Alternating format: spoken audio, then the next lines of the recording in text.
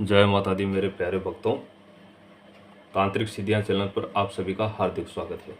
भक्तों, आज मैं आपको पीपल के पत्ते और मोर पंख के द्वारा प्रभावशाली उपाय है वो बताने जा रहा हूं, जिसके माध्यम से आप अपने बिखरे हुए प्यार को वापस कैसे प्राप्त कर सकते हो।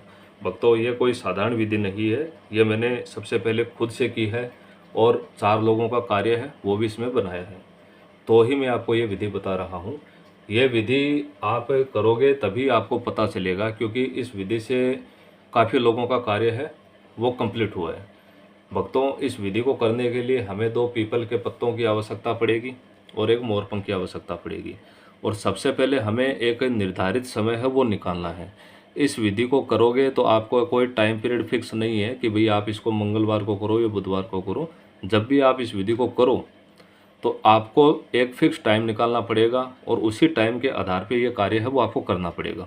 ठीक है? जैसे आप बुधवार को बैठ जाते हो या मंगलवार को बैठ जाते हो या सोमवार को बैठ जाते हो या संडे के दिन से आप बैठ जाते हो, तो उस विधि को आप जब करो तो ऐसा नहीं है कि भाई आज सुबह के समय आप बैठे फिर आप रात्रि के समय कर दिए, ऐसे नहीं है। सुबह बैठो तो सुबह ही कंप्लीट करना पड़ेगा, रात में बैठो या शाम को बैठो तो उसी समय आपको क्रिया करनी पड़ेगी। अब इस विधि को करने के लिए ये विधि ऐसा नहीं है कि भाई जैसे आप 3 दिन कर लिए और रिजल्ट मिल गया। इस विधि को आपको कम से कम 16 दिन कंटिन्यू करना पड़ेगा। ठीक है? 16 दिन जैसे आप विधि करोगे तो उसमें हमें ये जो पीपल के पत्ते हैं ये 16 पत्ते चाहिए होंगे। ठीक है? 16 पत्ते जब आप लेके आ जाओ, चाहे तो आप पीपल के पत्ते एक साथ 16 तोड़ के ले आना या एक एक डेली करके तोड़ के लेके आ जाना। 16 पत्तों के ऊपर आपको ये लिखना है। ठीक है? जैसे आपका प्यार का नाम हो गया दोनों का, और नीचे अर्जी और नीचे इष्ट देवता का नाम। अब करना किस प्रकार है, लड़का यदि कर रहा है तो लड़के का नाम पहले होगा, लड़की का नाम बाद में होगा। लड़की यदि कर रही है तो लड़की का नाम पहले, लड़के का नाम बाद में। अर्जी का मतलब हो गया कि आपका प्यार आपसे नाराज़ क्यों हुआ है, आप उसको वापस क्यों पाना चाहते हो, तो वो एक आपकी मन की इच्छा है, छोटे से शॉर्ट शब्दों में वो आपको लिखनी है। ठीक है? 16 पत्तों के ऊपर ही आपको सेम प्रक्रिया लिखनी है और लास्ट में आपको अपने इष्ट देवी देवता का नाम है वो इस पर लिखना है। ठीक है? और लास्ट का जो ये एक पत्ता बचेगा ना, तो उस एक पत्ते के ऊपर आपको ये मंत्र लिखना है। ठीक है?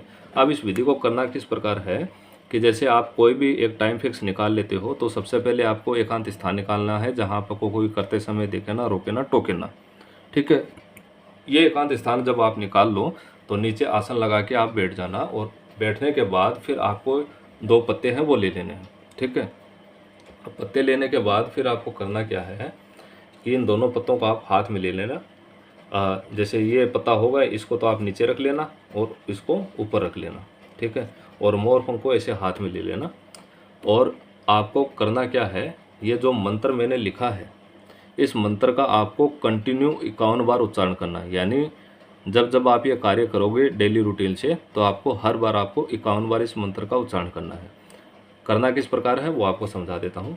ये जो धूप जल रहा है इस धूप के धुएं के ऊपर इसको आपको ऐसे रखना है।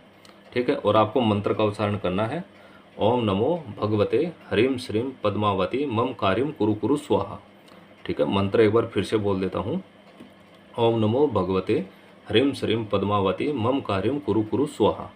इस मंत्र का आपको कंटिन्यू 51 बार उच्चारण करना है और उच्चारण करने के बाद फिर इस मोर पंख को आपके जो भी इष्ट देवी देवता हैं उनका नाम लेके 7 बार इसके ऊपर से आपको घुमाना है, घुमा के इसको ऐसे टच कर देना है। ठीक है? यह क्रिया जैसे कंप्लीट हो जाती है तो फिर आपको करना क्या है, ये पत्ता जो नीचे अर्जी वाला पत्ता होता है इसको आप अपने जैसे कोई आपकी अलमारी हो, जैसे आपका कोई पर्सनल जगह हो जहाँ इसको कोई छुए ना, तो वहाँ पे ले जाके इस पत्ते को आपको रख देना है। ठीक है? एक दिन कंप्लीट हो गया। अब अगला दिन जैसे ही आए तो सेम प्रोसेस आपको वैसे ही करना है। ठीक है? जैसे आपने पत्ता ले लिया, यह पत्ता आपको साथ ही रखना है। ठीक है? साथ का मतलब जेब में लेके आपको घूमना नहीं है, जैसे अलमारी में रख देना। अब जब दूसरे दिन इस कार्य को करो तो फिर इस पत्ते को सिर्फ बाहर निकाल लेना और बाकी का दूसरा पत्ते पे ये जो लिखा हुआ प्रोसेस है तो वही क्रिया दोबारा आपको ऐसे ही करनी है। ठीक है? इस तरह से क्रिया करके पत्ते को टच किया, मंत्र बोला और फिर इसको अलमारी में आप वहीं पे रख देना। ये जो पत्ता है उसको वहाँ पे रख देना। 2 पत्ते हो गए। ऐसे करके कंटिन्यू आपको ये 16 दिन करनी है। ठीक है? अब इस विधि का देखो रिजल्ट का आपको बताता हूँ कि किसी का मामला जैसे मान लो बहुत भयंकर तरीके से बिगड़ा हुआ है, ठीक है, और आपको ऐसा लगता है कि भाई ये मामला सुधर ही नहीं सकता, तो ये क्रिया जब आप करोगे तो इसका 16वें दिन 101% है ना, गारंटी दे रहा हूँ मैं इस चीज़ की कि आपको रिजल्ट मिलेगा ही मिलेगा, ठीक है। और नॉर्मल यदि किसी का छोटा मोटा मनमुटाव यदि चल रहा है तो एक हफ्ता जोर मान के आप चलो, तो एक हफ्ते के अंदर इसका रिजल्ट मिलेगा, ठीक है। मतलब कहने का ये है कि आपको रिजल्ट तो मिलेगा ही मिलेगा, ठीक है। अब देखो भक्तों, विधि आप करोगे तभी आपको इसका अनुभव होगा, तभी आपको पता चलेगा। ऐसे हो सकता है कि वीडियो देखो और आप इसको आगे कट कर दो, ऐसा नहीं है। विधि आप पहले देखो, समझो, फिर आप इस चीज़ को करो, ठीक है। अब आपका जैसे 16वां दिन कंप्लीट हो जाए और आपको जब रिजल्ट मिल जाए तो आपको करना क्या है कि ये जो पीपल के पत्ते आपके पास रहेंगे तो इनको आपको, यदि आपके घर के आसपास कोई नदी, नहर या तालाब या कोई समंदर जैसा कुछ भी हो तो वहाँ पे इन पत्तों को आपको जाके जल में अर्पित करना है।